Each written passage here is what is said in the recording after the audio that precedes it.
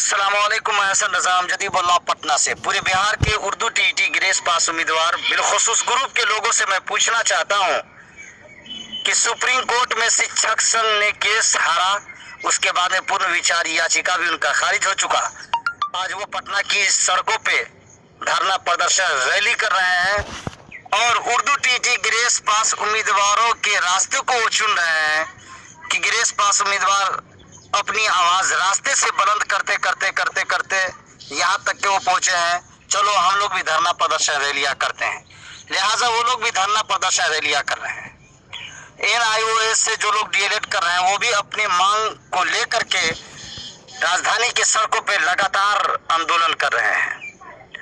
2011 में टीईटी में जो लोग पास हुए हैं वो लोग लगातार हुकूमत पे दबाव बना रहे हैं, वो लोग आंदोलन कर रहे हैं। 2017 वाले वो लोग अलग आंदोलन धरना प्रदर्शन कर रहे हैं।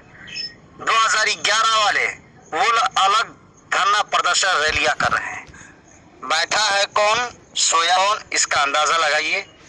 बैठा है सिर्फ एक संघ, सोया है सिर्फ एक संघ, जिसका नाम है 12,000 उर्दू टीईटी ग्रेस पास उम्मीदवार। सिर्फ ग्रुप में एक्टिव, कहते कहते कहते कहते जगाते जगाते थक जाओ, सिर्फ ग्रुप में एक्टिव। इतनी लंबी लंबी बातें, इतना लंबा लंबा मशवरा जिसका कोई हद नहीं है। साहब मैं बार बार कहता हूं कि ग्रुप में जितना भी मशवरा दीजिए, लेकिन जब हुक्म हो जाए, जब मशवरा बन जाए, जब मशवरा ली जाए तो खुल करके उस पर बोलिए, मशवरा दीजिए और उस काम को करने के लिए तैयार रहिए। सिर्फ मशवरा ही मत दीजिए, खड़ा होने के लिए उस पर तैयार रहिए। लेकिन मुझे अफसोस है कि आज तक के मुकम्मल ईमानदारी के साथ ग्रुप में जो लोग हैं वो लोग भी नहीं पटना की धरती पे पहुंच रहे हैं और वो ख्वाब, सुनहरा ख्वाब देख रहे हैं, हमारी कब नौकरी हो, हमारी कब बहाली हो, हमारी तकर्रुरी कब हो। आप अपनी लड़ाई मजबूती से खुद नहीं लड़ेंगे तो आपकी लड़ाई कोई नहीं लड़ सकता है। शिक्षक संघ की लड़ाई कोई विधायक MLA नहीं लड़ रहे हैं। 2017 वालों की लड़ाई कोई विधायक MLA नहीं लड़ रहे हैं। NIOS की अगुवाई कोई विधायक मंत्री नहीं कर रहे हैं। 2013 में जो लोग पास होकर के जिनकी बहाली अभी तक के नहीं हो पा रही है, उनकी अगुवाई कोई नहीं कर रहे हैं। अब आप खुद बताइए, किसी भी संघ या किसी भी उम्मीदवारों की लड़ाई नहीं कर, बल्कि उनकी लड़ाई रंग कब लाती है, जब वो सड़कों पे मजबूती के साथ में उतरते हैं, उनकी आवाज बुलंद होती है, तब कोई विधायक आगे बढ़ता है, तब कोई मंत्री आगे बढ़ता है। मैं बार बार आप लोगों को कहता आ रहा हूं, लेकिन आप लोग सुनते आ रहे हैं। सोचिए 5 सालों तक के आप लोगों ने मजदूरी किया है, सही वक्त है ये मजदूरी को लेने का।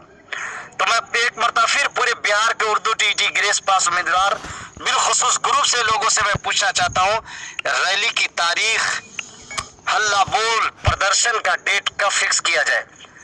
मेरे ख्याल से 2 तारीख मेरी नजरों में है, 30 सितंबर या 1 अक्टूबर। अगर 1 अक्टूबर रखते हैं, ये तारीखी और ऐतिहासिक दिन होगा, क्योंकि 1 अक्टूबर को उर्दू टीईटी का इम्तिहान हुआ था। 30 सितंबर भी रखते हैं तो वो भी सही है।